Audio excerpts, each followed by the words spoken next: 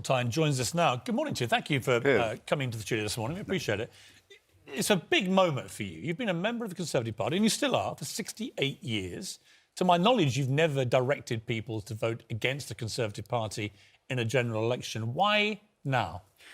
The overarching issue of our time is Britain's position in the world. It is about the strength of our economy. It is about the sort of society we want to be. It is about what we hand on to the younger generation.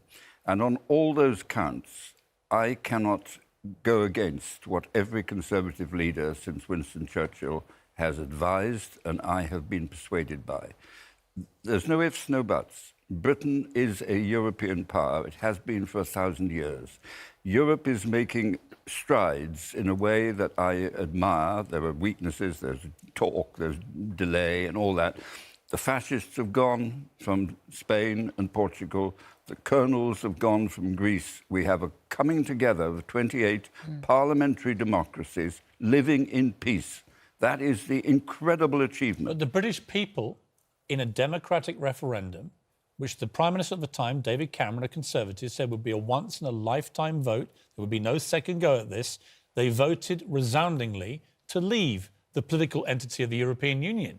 Oh, forgive me, they voted by the narrowest majority of 52-48, having been told that we were about to be flooded by 50 million Turks and that we were going to have a huge bonus for the National Health Service, a pack of lies.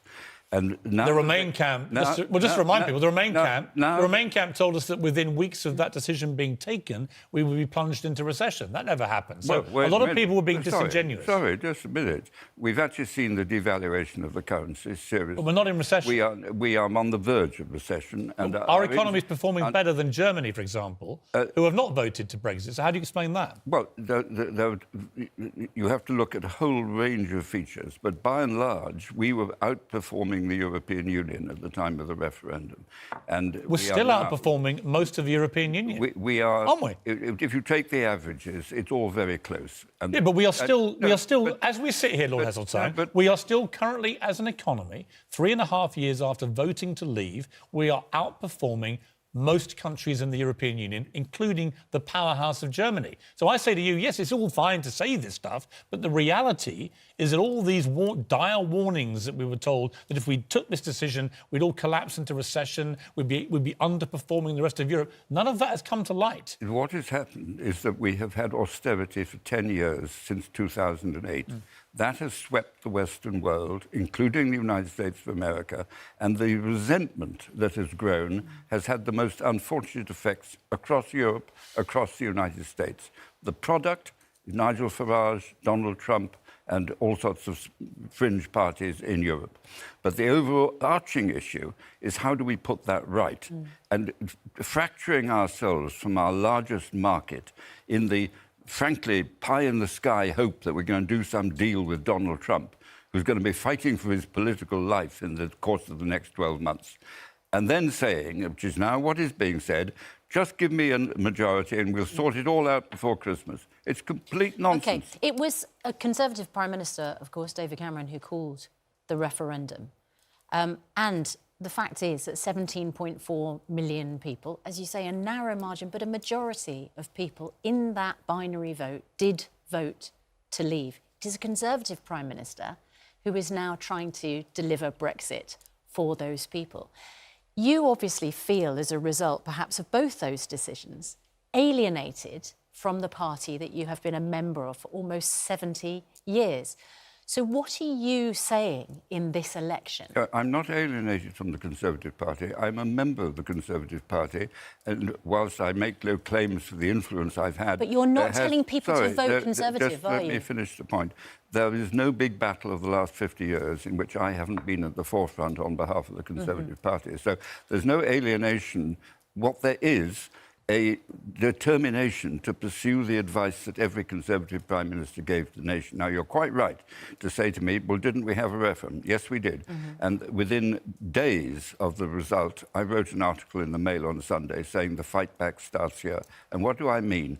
I mean that Parliament in this country is sovereign, and the referendum was advisory. Parliament must decide. And the fact is that for 3 years, Parliament has not been Yeah, but here's the problem, are... with respect. I voted Remain, so I agree with you ideologically about this, but we lost. And my problem with all this is that 3/4 of MPs in this country voted Remain. It was a Remain-stacked Parliament. And it's hard to escape the conclusion that a Remain-stacked Parliament has spent 3.5 years deliberately thwarting the will of the majority of the people in this country that voted to leave. Yes, but you see, the extraordinary sophistication of our Parliament system is that it reflects public opinion. And if you look at public opinion, you will know, it is divided in every part of the country, in every family, in every region, in every class, in every grouping. And Parliament actually reflects that indecision.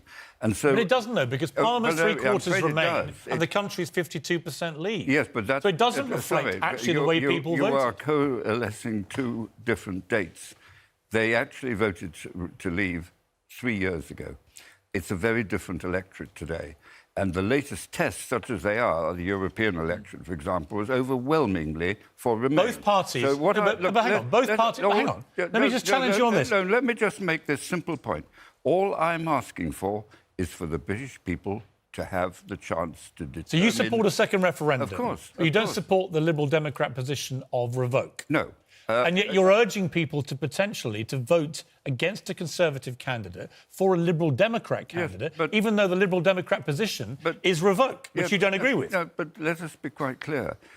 The simplistic solutions which are on offer are not going to happen. Jeremy Corbyn is not going to be Prime Minister. You know it, everybody knows it. Indeed, the only real issue is whether he'll even be leader of the Labour Party by Christmas. Well, hang on, Lord Heseltine, what happens if Jeremy Corbyn can lead a minority government? There is no way that Joe Swinson is going to be Prime Minister. We all know that. So one has to work out what you think will be the likely outcome of the election. Now, my guess is there's a very high chance, no more, that there'll be no overall control.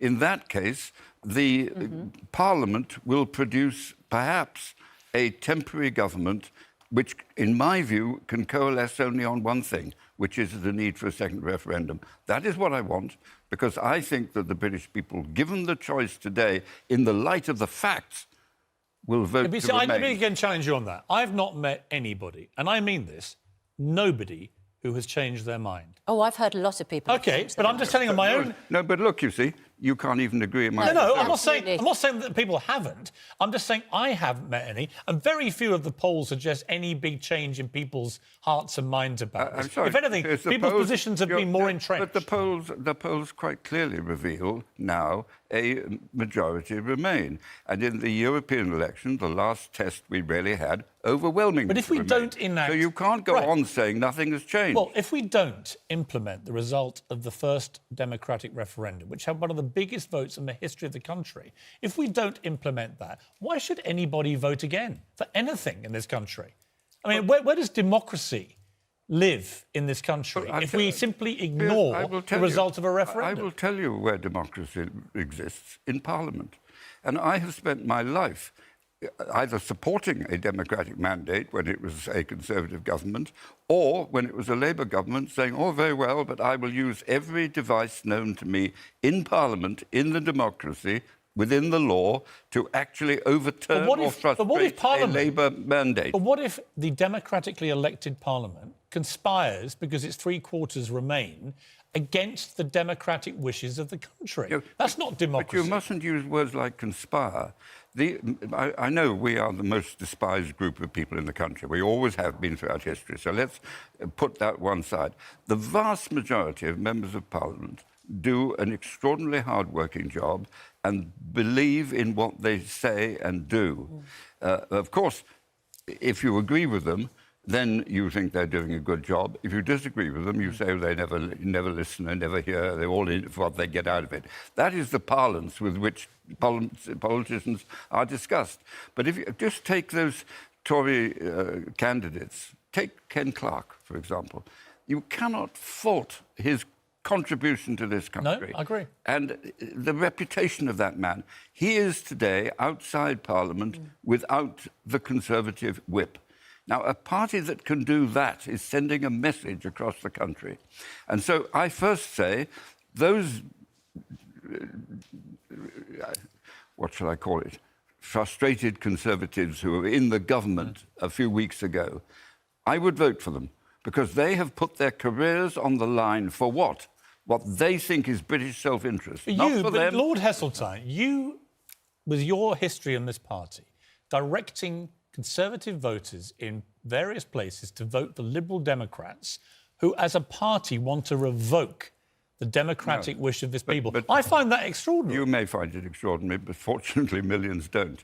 All I'm doing is saying that Brexit is bad for this country in any conceivable way, and therefore I think people should vote for a Member of Parliament who will stop it in the national... What if it's a Labour candidate? Well, that is a very good question, and I've anguished over it, and I could never support a Labour candidate that is in support of Jeremy Corbyn because this is and a lunatic manifesto. Well, this is the question I think a lot of people will be asking, because if you support a second referendum, why wouldn't you advise people to vote for the party whose main Brexit policy I can is a tell you the second answer to that referendum? question, because there would be supposing, and I don't for a minute believe this is the case, supposing there was a huge switch which put Jeremy Corbyn in number 10, because all Remainers voted Labour. Well, that would be a step that I couldn't accept. And so, because that is the most remote contingency, but even in those circumstances, I couldn't take the risk of it.